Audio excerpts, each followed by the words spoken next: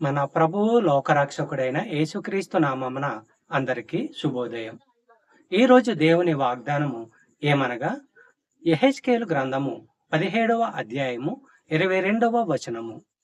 మరియు ప్రభువైన యెహోవా ఈ మాట సెలవిచ్చుచున్నాడు.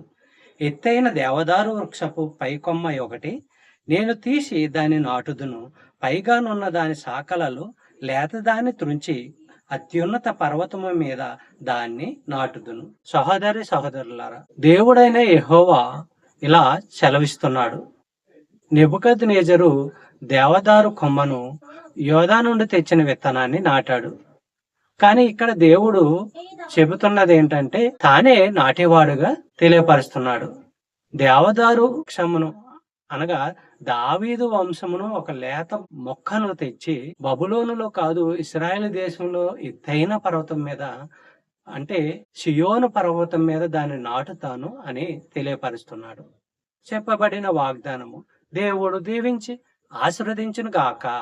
ఆమేన్.